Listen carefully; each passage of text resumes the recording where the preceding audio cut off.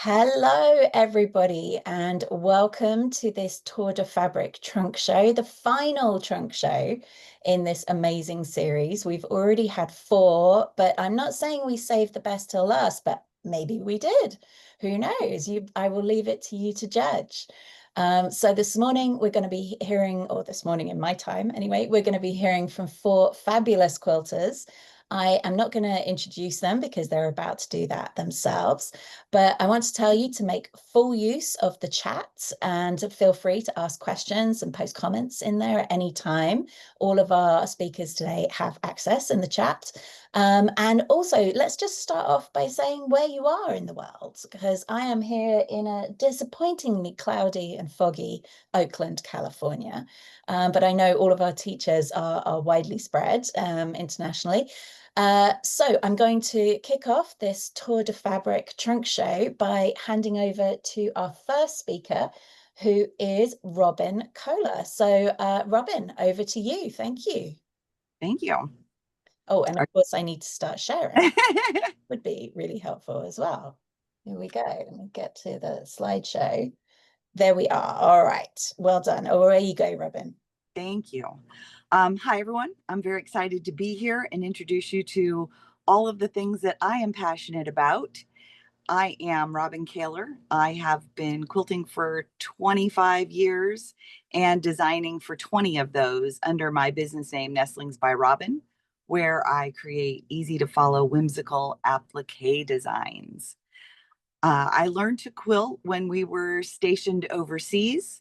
There was a spouse who loved to quilt, and I had tried a bunch of other crafts, but I hadn't tried that yet. And so she graciously offered to teach anyone who wanted to learn. And I said, yes, please. And I jumped right in. And then once I learned quilting, all of those other crafts were just gone. I didn't want to do any of them anymore. I just wanted to play with the fabric. And in the beginning, I didn't have a lot of use for applique. I just couldn't wrap my brain around it until one day I was doodling and the light bulb went on. It all came together. And then I realized how amazing applique was for my brain, how my brain works. And it just took off from there.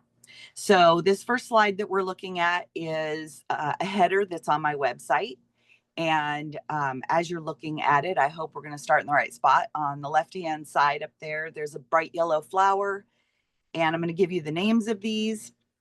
That one is Friends Are the Flowers. And it's supposed to be the beginning of that poem, Friends Are the Flowers in the Garden of Life. And below that, with the hearts and the daisies, is He Loves Me. And that's all because he doesn't get a choice. That's it, period.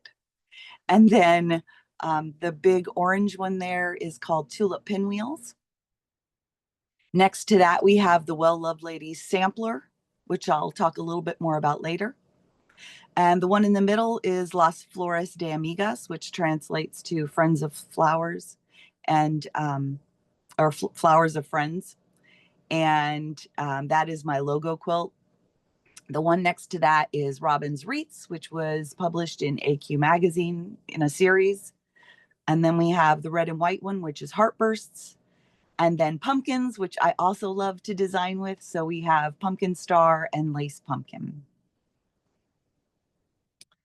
And then we can go to the next slide, please. Thank you. So today I'm just going to do multiple aspects of nestlings. And I titled this My Whimsical World of Applique because I love traditional applique, but I do write my patterns for fusible machine applique, and they all have full-size templates. And that's because I think people get a little put off by applique, thinking it all has to be done by hand, but it doesn't. Fusible is a great gateway method to get people involved and excited about applique. And I think we went through a period of time where lots of people weren't doing handwork, but I feel like we're really seeing a comeback, and I'm very excited about that. So here we have a smattering of photos showing some of my handwork. In the upper left, that's an applique piece that I'm adding embroidery to. The one below that is a bicentennial piece that my grandmother made, and there were extra pieces. She had all this extra bicentennial fabric. And so I created a small piece out of it for my mom, and I hand quilted that. I love to do English paper piecing. I love to do the embroidery. All of it is very meditative to me, and it's calming, and my hands do get antsy if I don't do it. I even love to hand quilt, as you can see. And in the early years of the business, to add a little more revenue, I started doing hand quilting commissions. And so that blue photo in the middle is one of the commission pieces I'm working on. You can see my stitches. Next to that is a detail shot of something called Tulip Flourish, which has a lot of tulips and a lot of embroidery, and it's lovely. And then the one up in the corner is from a design called Mini Heart Vines that honestly never got finished. But I use a lot of these photos in my social media account. It's under the hashtag under my needle. And so I do a lot of handwork. So I have a lot of pictures to post on social media. And it's great for updating followers, especially when we're doing quilt alongs. A lot of them do fusible, but they still really like to look at the pictures. And so for the hand quilting, I really love them. I love hearing the stories of the people. Uh, Sometimes the stories are a little sad, but it really excites me to see people getting family pieces finished. And I find the hand quilting commissions a little bit of a challenge because I can design applique all day long, but all the white space on a quilt can be a little overwhelming at first until I just narrow it down to the era of the top. And then I'm able to research the different designs that go there. Okay, next slide, please. Thank you. So while I've been on this journey, one of our moves was to Florida, where I met a fellow guild member who is an AQS certified quilt appraiser. And once she got to know me, she really thought that I should be too. And I kept saying, no, no, no, no, no. It was going to be a lot of work. And I was already working quite a bit at the time. And I kept putting her off and putting her off until one day or one weekend, I had an opportunity to go to a show with her and watch her work. And not only was I completely impressed by everything she knew, but I had a gazillion questions for her. And every time I would ask her how she knew something, she would just tell me that was because I wanted to be an appraiser. And so eventually, she wore me down enough that I said, okay, well, let me see what this is about. So I followed her to shows for 2.5 years, and she mentored me. She's a fabulous mentor. And part of becoming an appraiser that they don't tell you ahead of time is that you just start collecting quilts. It's almost like you don't have a choice. You just do it. And before you know it, you're stashing them all over the house. I am now an AQS certified quilt appraiser. I certified in 2019. I absolutely love it because every quilt has a story. And I think we all know this, but sometimes we don't always connect the dots of what those stories are. And part of the story that they give us is our industry history, which is fantastic. And that history comes via the fabrics we look at and the quilting and the designs. And the historians before me have learned so much, and I'm grateful that I get to be the recipient of all that knowledge. And that moment when the quilt owner starts telling me their story is really fun, or if they're a passionate collector, where they found it. And I'm going to do a tiny little soapbox moment here and say, please, please, please label your quilts. We love it when we have a label. Most of the time, the quilts that we see on the table do not have a label. And it can be super easy, a piece of muslin and a micron Pigma pen. You write out the basic information, you stitch it on. It doesn't have to be fancy. But what we really, really want to know is who made it, when they made it, and where they made it. And if you know the why is better on your new quilts. Yes, you can add the why if you feel like it. But that basic information tells us lots. And even if you're just a collector and you bought that, now that you are the owner of that quilt, you are part of that quilt story. So adding a label to it with whatever you know about it and adding your name and dates to that are really important.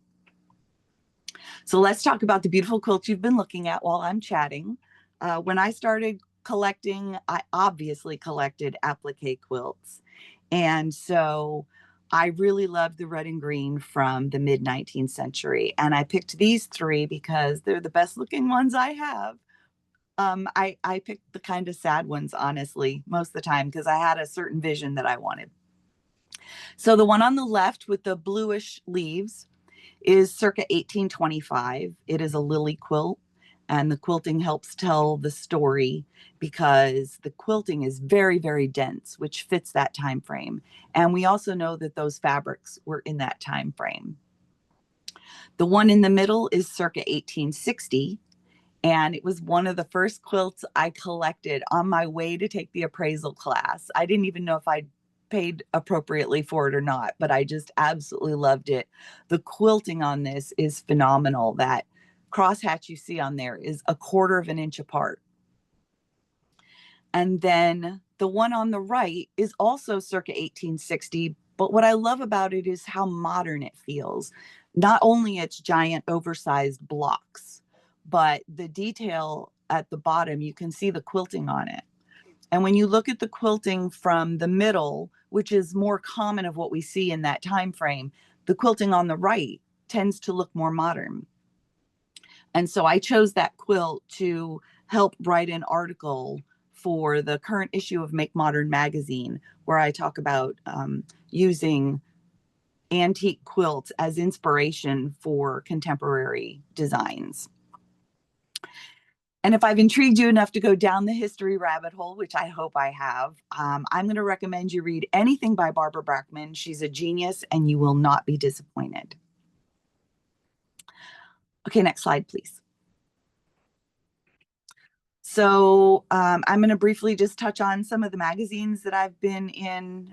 Every designer has goals. Do I want to design fabric? Yes. Do I want to write a book? Yes. They did not come into focus for me, so I focused on magazines. I've been published over 60 times now. I've really enjoyed working with the editors. I've done wool applique, regular piecing, paper piecing. I've written articles. I've been on the cover twice. The one that's the Halloween quilt, that was on for paper piecing. I'm the one on the left in the middle, the little witch faces. And so I've written that candle applique that's up on the right is the Hope quilt along that I'm doing for the Tour de Fabric right now. I've learned a lot working with magazines.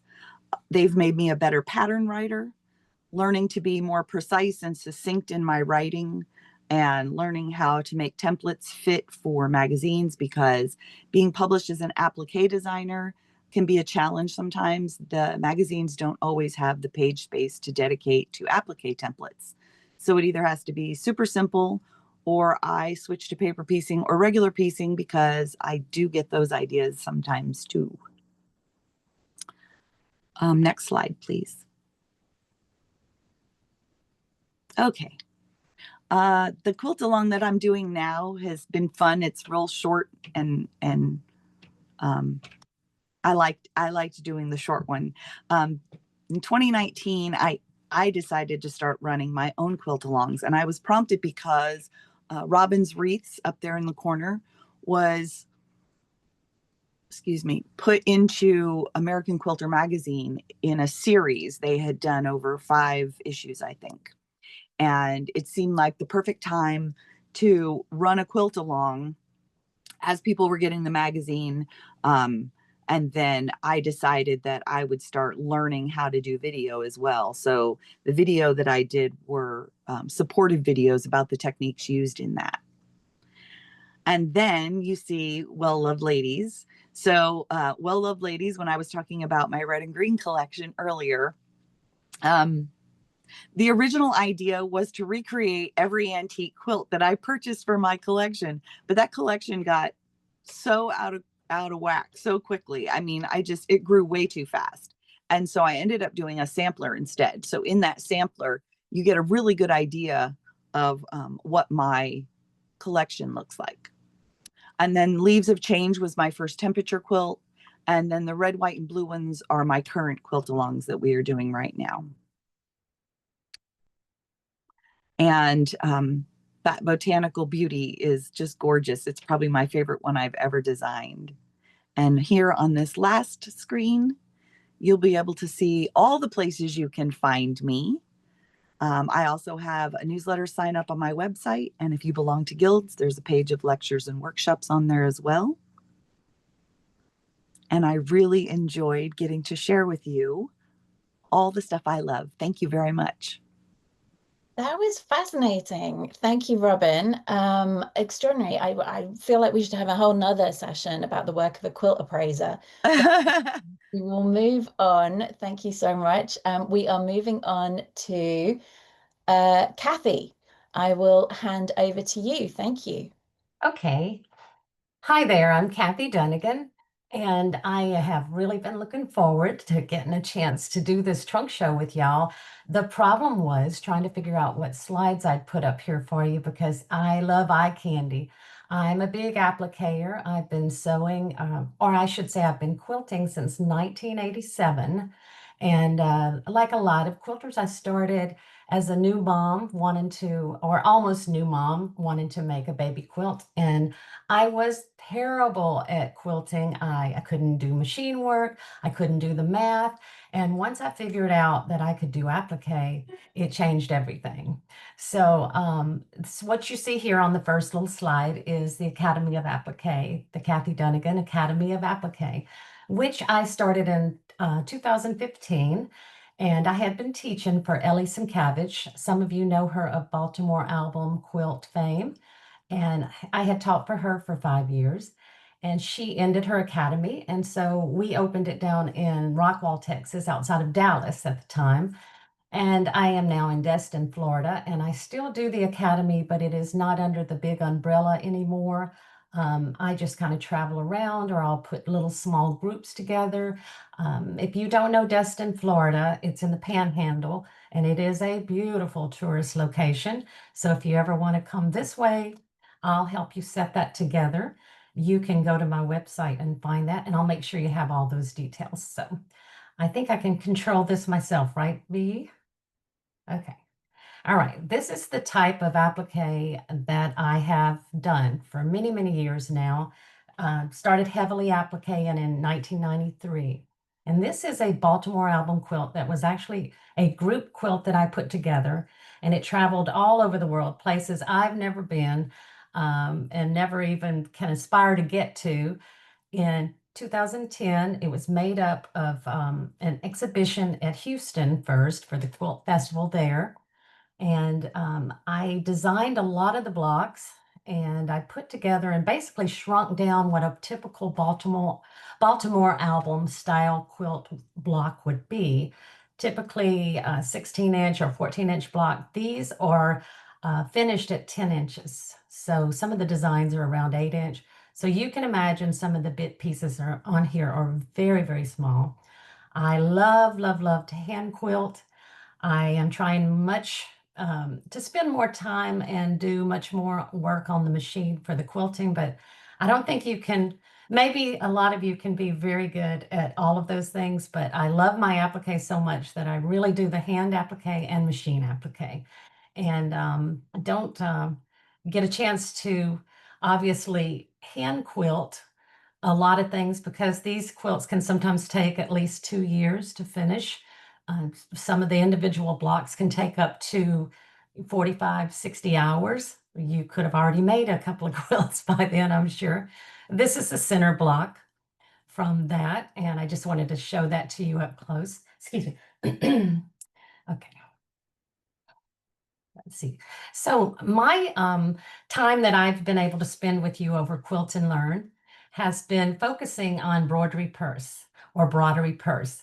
And I like to call it broderie purse lacquer because I have kind of got my own little way of doing things. And I use a light box. If you haven't been able to watch what I do in my workshop, I hope you'll get to. And it really takes fussy cutting to a new level. And typical broderie purse was done where you would take out the motif, like this flower or this bird, which you're going to see again throughout some other slides.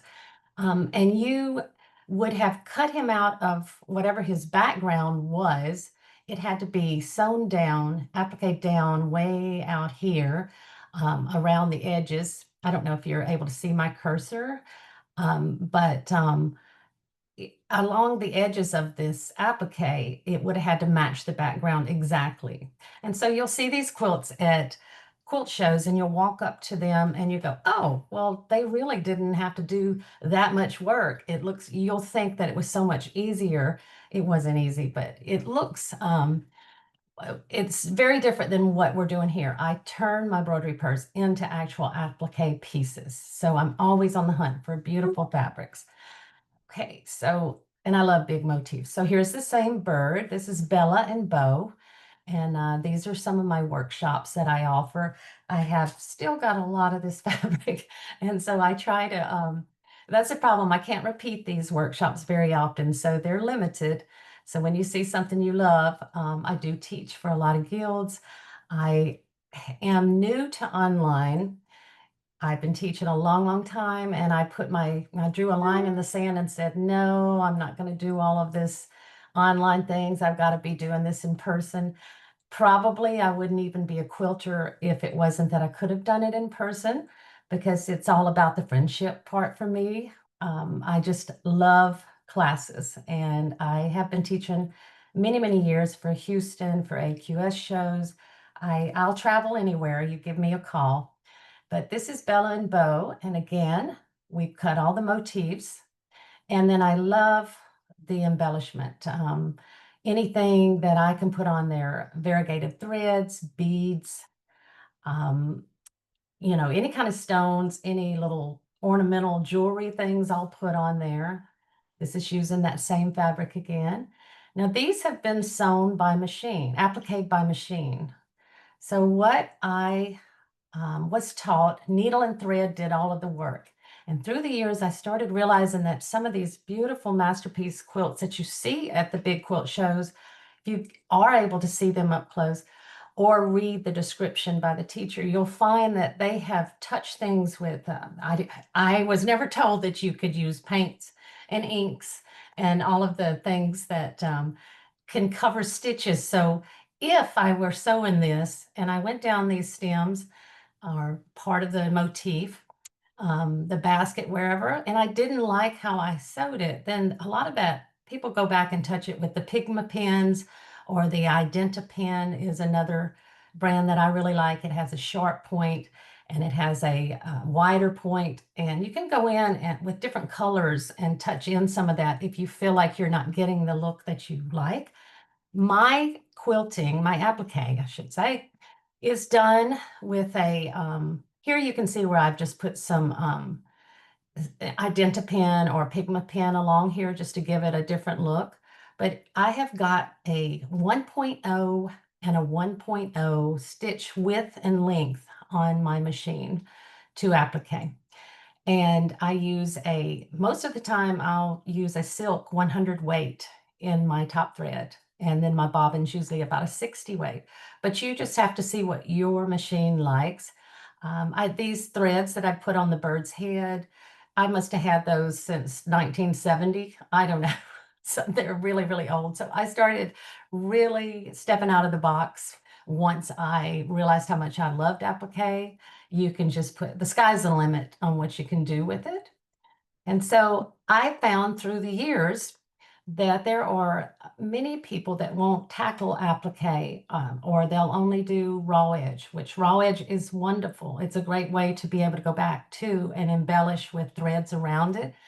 But I've had so many students that say, I just can't do it anymore. My hands are not working right, or I just don't get it. And I was lucky. I was taught by a lady who really instilled in me some great technique, and that would have been 93. And I have stuck to that. I have veered away from teaching a lot of needle turn so that I can teach anywhere from kindergartners, literally, all the way to people who think they failed or just want something different. And it's a prepared edge technique. And I use a product. It is a medium weight tearaway stabilizer that stays in. And I never have to take it out. It will feel a little bit stiff. And that's not really the right word. It'll have a little bit of an edge or body weight to it. If you choose to wash your quilts or your wall hangings, it turns to a polyester batting, basically. It's a it's a bonded fiber. It is not paper, but it reacts and acts like paper, and there's no right or wrong side. And you can get that in any of your sewing stores or quilt stores online. I sell it, but it is something you probably already have home. There's lots of products that will do that work for you. This little wall hanging is a new class that I have not been able to teach yet. It's on tap with AQS in next year at Lancaster, I believe. And I call it Paradise, Tropical Paradise. I actually just went blank on what I call that. But this was from a beautiful Hawaiian fabric, of course. And I took the motifs and I really, really changed it up. It was on a black fabric. So everything has been worked at the light box. And I take away any of the black edge that might have shown around a leaf or a flower, and unless I want it to show. But again, I'm turning it into true applique. And then this will be sewn by hand and embellished as much as I can. And this is a new block that I'll be teaching in March at another applique academy in Williamsburg, Virginia. And this will be one of two 4-day classes. This has got tons of, I use a lot of ultra suede. So all the berries are ultra suede. The tiny little leaves, the light green leaves, are ultra suede. These are cotton, the ones down here.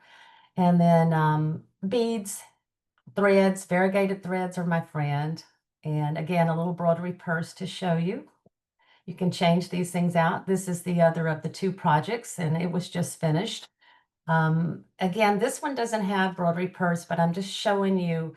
I don't know if you're able to see, there's a lot of variegated threads throughout on here.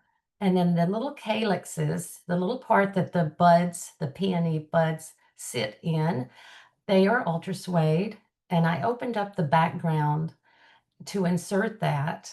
And so the wired silk ribbon, which I'm using, and little tiny seed beads to hold them down. So the rosebuds are not actually sewn all the way around the triangular look of that bud. It is actually just tacked down with 3 little seed beads. It kind of gives it a look of like a little drop of dew on top of it, just a little interest. So, look through the things that you've put away that you think you just had to have, and you really don't know what you're going to do with them. Now you do. So, that one's one that I'm looking forward to.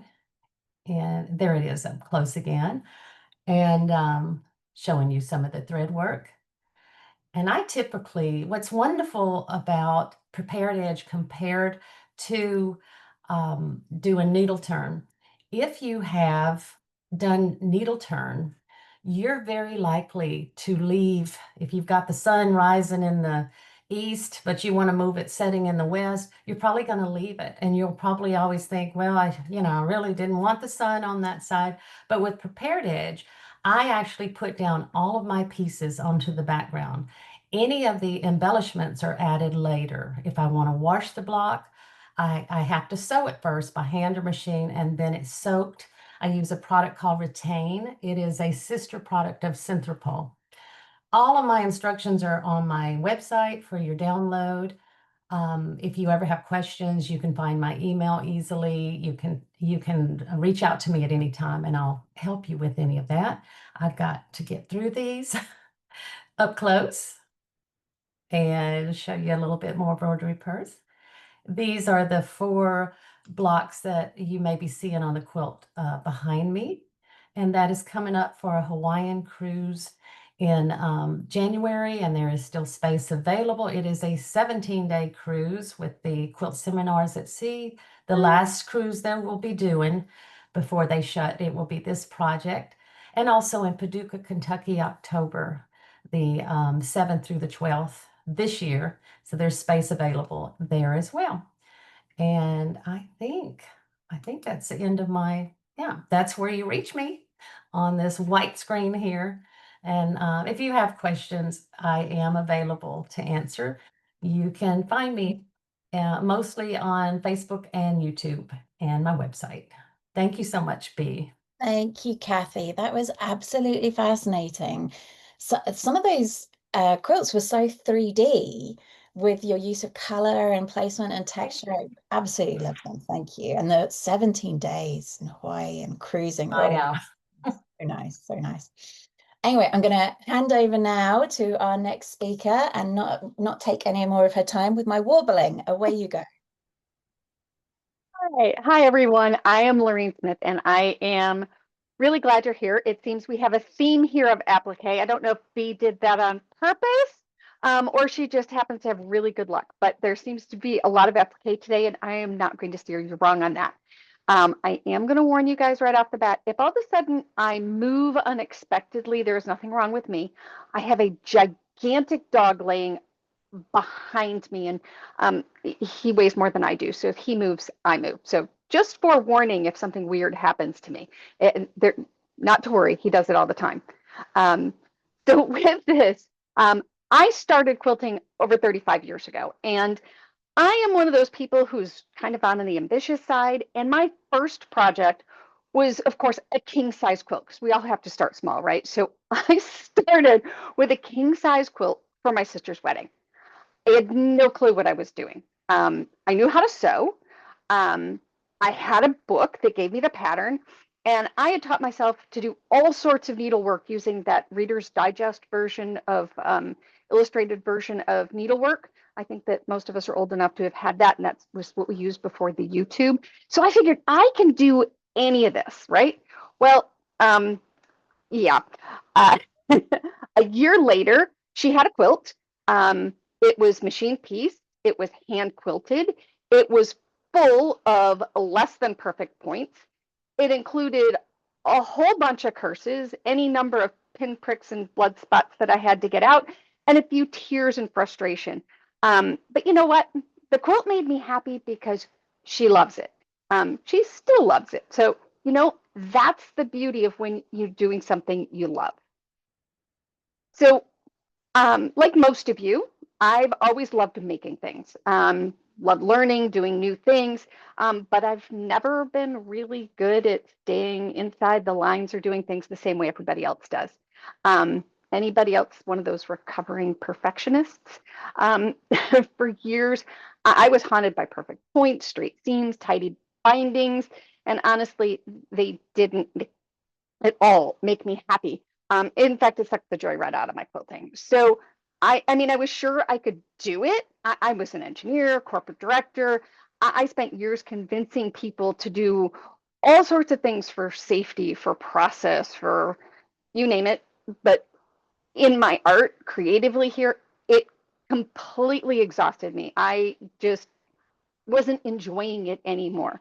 So when my husband offered me the opportunity to not only walk away from the corporate craziness, but really invest myself in my quilting, I was like, sure, I'll take care of it.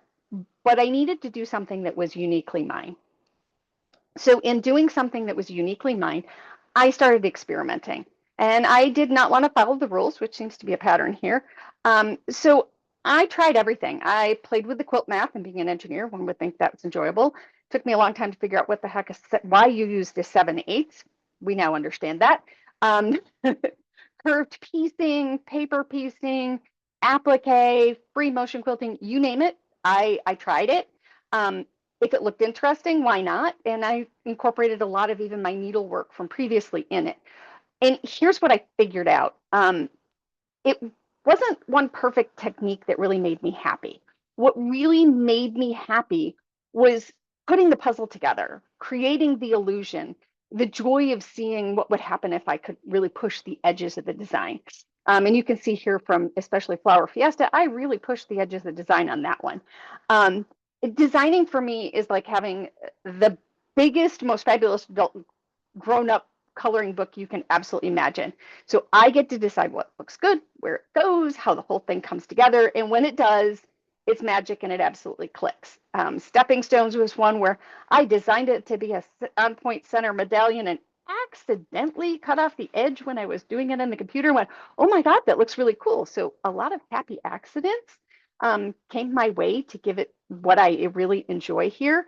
So the similarity between them is, yeah, you guessed it. They at least both started here as mandala quilts. Okay, And that's what I really love, is that symmetry. I love mandalas. I love medallions. I like things that I can, kind of repeat all the way around.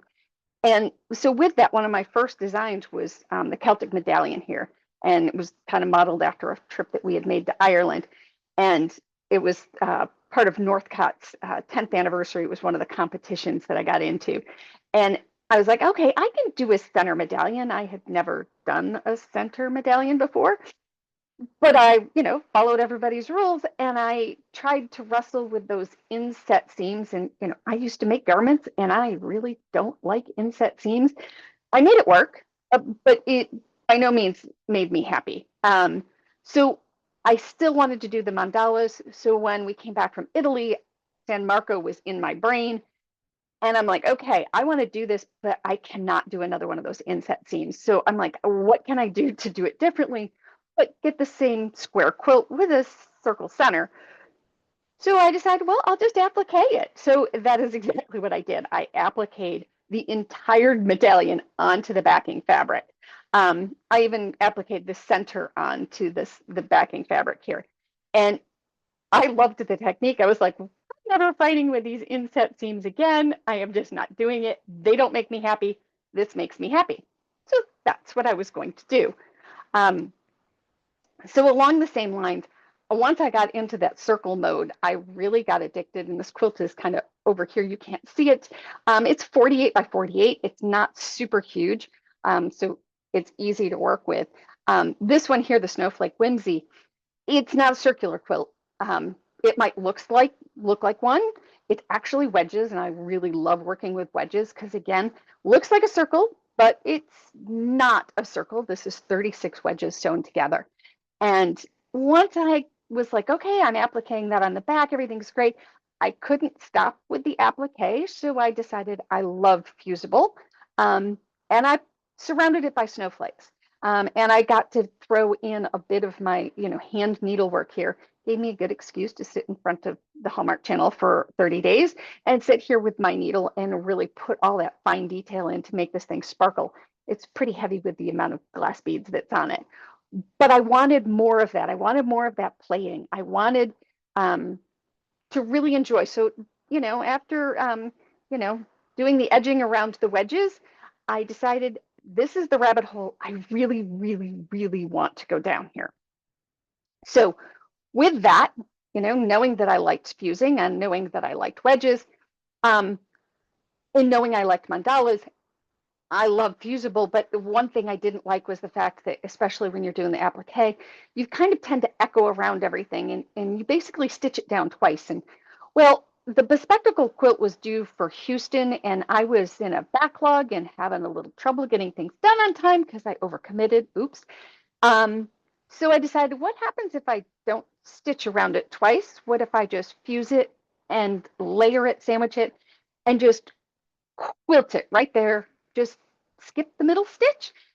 And, lo and behold, it turned out extremely well. And that was kind of the technique I used here in our quilt along, was just forget that stitch in the middle and go straight from fusing to quilting. And it worked beautifully. It was like, wow, opened up a whole new world for me of making things quicker. Because unlike my predecessors, patience is not my virtue. I want to do it now. I want it to be quick. I want instantaneous results. And that's what I got. It was fantastic. And the photo here on the left is a little bit of the astral quilt we're doing, which I have sitting right here for me to finish up for our quilt along. And I really, really enjoy this in the smaller quilts. 36 by 40 is to me a perfect thing. No piecing the backing to go along with those. So I wasn't done playing. I had one last thing that I really needed to learn here, and that hurdle, which was the shadow. And from this image you see here on the left, and I'm getting moved by Fergus, the shadow on the left here, you can see that I love working with batiks. They're fantastic. They don't fray as much as regular fabrics because they're so tightly woven, but they're thinner, and therefore, kind of like when you try and paint over a dark, try to put a white paint over a dark paint, it kind of bleeds through. Well, the same thing happens when you're using some of the light colored batiks on top of the dark. They bleed through. And I'm a little bit of a perfectionist here. So I couldn't leave that alone. So, you know, I do what every good quilter does when their mom happens to be a seamstress. Called her and said, Mom, how do I fix this? And she goes, Lorraine, I taught you that. I'm like, Mom, that was like 40 years ago. Could you please refresh my memory here? And she comments back with, just put interfacing in, that fixes it. I'm like, oh, cool. This is what I've been looking for. So with that, you can see where I went from on the left with the very flat see-through to on the right where I started using that interfacing in between. And it was like a light bulb went out. It was amazing in the fact that I went, oh my God, I can go from this kind of flat to now I've got all this body. And this is so cool. I can maybe even do something dimensional because, you know, as a kid, I was a little bit of a Lego addict here. So what I decided was I could actually have a lot of fun here now building up layers, um, and have petals that pop and leaves that lift and all this fun stuff. But there was still one little thing. It was like, how do you quilt around this? Because any long armor will tell you, yeah, no, everything must be flat to be able to quilt around it.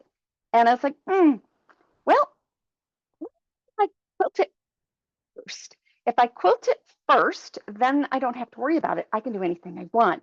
And that was like the last like lock getting opened up for me. And so I was able to put together here, you know, the poinsettia runner. I took 3 of these blocks, put them together for a beautiful long runner. I was able to put together here this little aster in the middle. I put some beaded frame around it, and it's a beautiful wall hanging. This little trillium became a perfect like little block, and these are all the 3-dimensional, which was so much fun. I could use my beading, I could use thread painting, which you can see over here. I love my threads. Um, I was just, there was no limit now to what I could do because I quilted everything first, and then I could just layer on top anything I wanted, much like an old crazy quilt that you could do. So it really changed how I thought of quilting, and it really makes me happy here. So what have I done with it? You know, I've done all sorts of crazy things. I have my little pin cushion here with the dogwood. You know, it really made it pop. And yes, it is functional. I do stick things in it. I could make it really classy, like the poppy here, which was a riff off of the one I put into the Cherrywood Festival. That one's much uses their colors and is a little more on the somber side. But this one I wanted to make bright and sophisticated with flanging and everything else. And the pansy, that's actually a little notebook cover, and the pansy is a pocket on the front. So with this, I put what I call the tourmaline twist on everything because my company is Tourmaline and Time Quilts. And here's the thing, with any of this, and some of these are behind me here, what I'm saying is you don't have to do the things that I do the way I do them, but I strongly encourage all of you to experiment, play, break a few rules. Really, the quilt police are not out there. I swear they're not. And find that part of the quilting that makes you light up, whether it's the perfection of the seams. Sorry, not me. The tradition of like the applique we saw earlier, or if it's playing with something new like this. Do more of that makes you happy. So with this, if you're interested and you want to learn more about me, I do teach classes. I do them on demand. I do them live. I do them via Zoom. So I strongly encourage you, you know, if you're interested, come see me, sign up for the newsletter and see a little more of the crazy fun I have. Thanks, everyone. That was absolutely wonderful. Thank you. Just fascinating how different each of your approaches is with the applique. So I am loving that. But we are going to go straight on to Pat. Lauren, thank you so much. And Pat, I'm going to hand over to you. Thank you. Okay, thanks. Well, I'm in central Canada and it's a little smoky right now. But I got into quilting in the mid-90s by, I actually hand marbled fabric and I sold it to a quilt store and started looking at the stuff that was in that store, and I got hooked. And I started studying how to quilt and how people would use my fabric and all this kind of stuff. So uh, I'm a retired musician right now. When I was first starting out, I was still a musician in a symphony orchestra playing clarinet. And what I'm going to show you is not applique, because what's one of the things that's very hard for a musician to do, because your fingers need to be in prime condition all the time. And if you keep pointing them with needles, and yeah, maybe not everybody does that, but when I started it, I was really poking my fingers a lot, and I had to stop appliquing. So this is what marbled fabric is, if you've never seen it before. This is also known as Ebru from Turkey. And I started designing quilts just so I could use my fabric. And then I discovered that it was so labor intensive. It took basically 2 hours to do one piece of fabric when you equate all the stuff you have to do. And to sell it, you were getting paid very, very little, let's say, by the hour. So I ended up going away from marbling fabric and started to do things like just plain piecing. And although, yeah, I did other people's patterns, I kept thinking, maybe I could do this, maybe I could do that. So this one, Icelandic Delight, comes from a tour we did with the Winnipeg Symphony Orchestra up to a place called Gimli in Manitoba, if anyone knows where that is, which is north of North Dakota, quite a ways. And this is, my husband bought me an Icelandic designed scarf that sort of had these motifs in it. And that was my inspiration for this one. The one you see on the right is the Last Unicorn on the Prairies quilt that I made after a friend of mine wrote a children's book about the last unicorn on the prairies. And one of the things you see is the unicorn is hiding in plain sight. And believe it or not, a lot of people have trouble seeing that the whole quilt is actually the picture of the unicorn. And the farm 5, which are the animals you see down the center of the quilt, are the ones that go out into the country to try to find the unicorn, because they found that the farmer was needing money and they wanted to find, if you find a unicorn, you will also find a stash of gold. So you'll see that on the right side of the quilt. There's that little stash of gold there just opened up. And all the things you see are the animals on the side. You see the animals trying to find the stash of gold.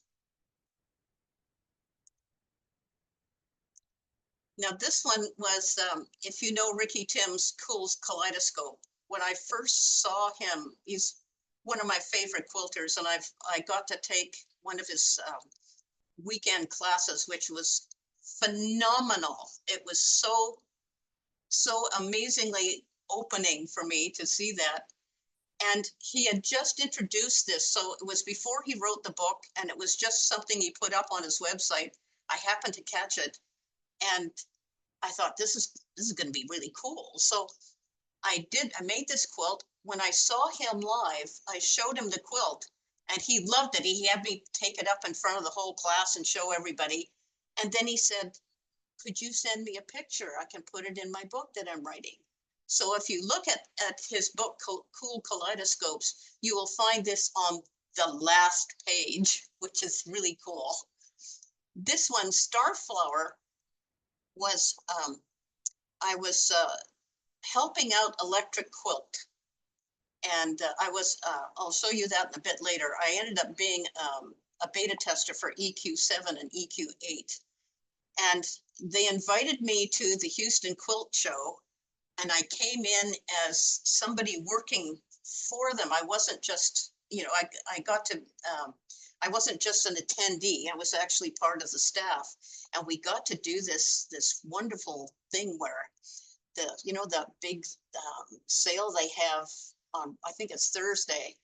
And I was allowed to go in ahead of everybody else because I was part of the showers. And I bought so much fabric, you wouldn't believe it. Anyway, while I was there, I was talking to the people at Paintbrush Studio, and they said, why don't you design us? We want to introduce this new fabric. Would you design us a quilt and make it? So this quilt is made up of all the, let's see, they had a little bit of fabric about every star for every state in the United States. And so I designed this based on that. Now are you ready for this? 6 days to make it, to design it, to make it, and send it back to the States. I did make it, but in that process, I dulled the needle on my sewing machine. It was so badly dulled that it was going bang, bang, bang every time it went down, but I couldn't take the time to stop to change it. I had to get it sent. That was a very stressful week. Now this was part of the Electric Quilts 6 challenge, about how to make applique and stuff like that. So I got this was the Rose of Sharon block book by Sharon Peterson. Guess why it's called the Rose of Sharon? Anyway, so I was one of the winners of this contest. My block is in the lower left corner, and so I just brought it up so you can see it. I became so fascinated with this that I designed a block every single day and sent it in every single day. And quite a few of the other blocks I designed are in this book as well. Now these are quilts that are featured in magazines. Spider Woman, the World Wide Web Weaver. This is all done with my hand marbled fabric. And what you see in the clouds is what the hand marbling looks like before you rake it and comb it. And so those are just blobs of color. And that's that one. This one is a Duet for Celestial Bodies, which the original one I made for my brother-in-law, who's a world-class astronomer, and he chases solar eclipses all over the world. So this again is done with hand marbled fabric. And what you see where the moon is what we call double marbling. So I marbled it once with blobs, and then I marbled it again with swirls. And if you can see it really close, you'll be able to see that you can see the sun through the moon. These are competition winners. TheQuiltShow.com had what they called the Big Love Quilt. Now, if you look at the hand there, it's the right hand. I'm right-handed. And I had to, I don't know why I did this, but I drew my right hand with my right hand. That was a big pain in the butt. We had to have lots of flowers from, the 60s and 70s around in there. And of course, love had to be a feature in there. And that one won the competition. And I got a lava lamp as a prize, which I think was totally appropriate. This one, Arctic Hootenanny, was, this is a whole cloth quilt, and it's done with something you'll see later on. I do all sorts of fabric markers. This is done with a bleach pen, a Clorox bleach pen, and lots of fabric markers to sew on top of the colored thread. So what you see there is one color of thread for each light of Northern Lights. And then I'd accent it with markers. Now these are donation quilts that I designed for my guild. The first one was, it had to be about, this was for the Modern Quilt Guild Challenge. It had to be in black and white, and it had to be about writing or printing, texting. So that became, I did it in like all the stuff you see at the bottom is actually the Morse code for Save Our Planet, or SOP. The one on the right is done fairly recently, and it was when Ukraine had its first problems, and our guild wanted to donate a quilt to the Ukrainian Cultural Center. So this is made up of the traditional Ukraine flower, which is the sunflower, and the Canadian maple leaf.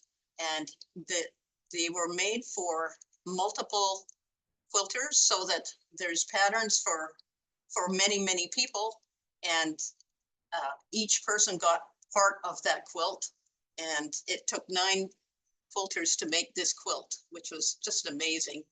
And we presented it to the Ukraine Cultural Center, and they just went nuts. It was really neat. Now, this is the other thing I do is I've written a book called Foundation Paper Piecing the Easy Way.